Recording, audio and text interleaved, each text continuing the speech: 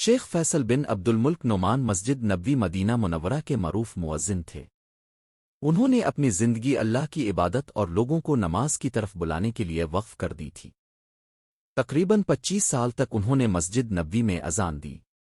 ان کی آواز میں ایک خاص سکون اور روحانیت تھی جو دلوں کو چھو جاتی تھی۔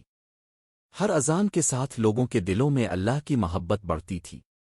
آج ہمیں یہ سن کر بہت دکھ ہوا کہ شیخ فیصل بن عبد الملک نعمان اب ہمارے درمیان نہیں رہے۔ ان کا انتقال مدینہ منورہ میں ہوا۔ ان کی نماز جنازہ مسجد نبوی کے احاطے میں ادا کی گئی اور انہیں جنت البقیع میں سپرد خاک کیا گیا۔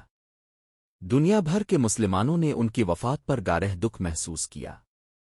ان کی خدمات اور ان کی روحانی آواز ہمیشہ یاد رکھی جائے گی۔ اللہ تعالیٰ ان کی مغفرت فرمائے، انہیں جنت الفردوس میں اعلیٰ مقام عطا کرے، اور ہمیں بھی دین کی خدمت کے لیے ان کی طرح دل اور جان سے وقف ہونے کی توفیق دے۔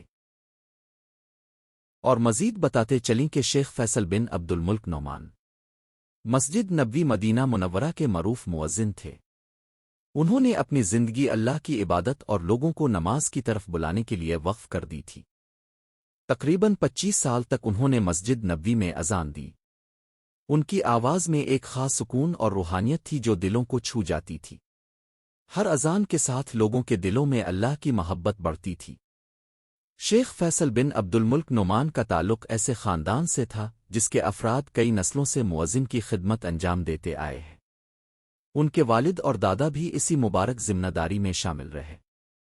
اس وجہ سے ان کی آواز اور انداز اذان دلوں میں خاص مقام رکھتے تھے۔ انہوں نے رمضان کے شب و روز، جمعہ اور عیدین جیسے اہم مواقع پر لاکھوں عبادت گزاروں کو نماز کی طرف بلایا۔ ان کی آخری اذان بھی بہت متاثر کن رہی اور دنیا بھر کے لوگوں نے اسے یادگار کے طور پر ریکارڈ کیا۔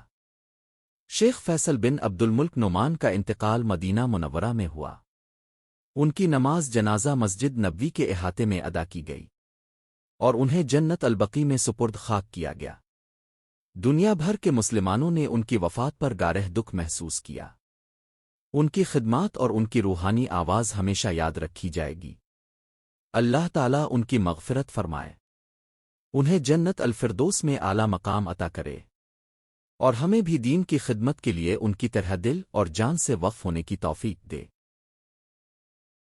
شیخ فیصل بن عبد الملک نعمان ایک ایسے معزز خاندان سے تعلق رکھتے تھے جس کا رشتہ مسجد نبوی کے مؤذن کی خدمت سے کئی نسلوں پر محیط تھا۔ ان کے دادا بھی مؤذن تھے اور ان کے والد نے محض 14 سال کی عمر میں مؤذن کی حیثیت سے خدمات انجام دی تھیں اور 90 سال سے زائد عمر تک اللہ کے گھر میں اذان دیتے رہے۔ شیخ فیصل نے بچپن ہی سے اپنے خاندان کے اس مقدس کام کو قریب سے دیکھا۔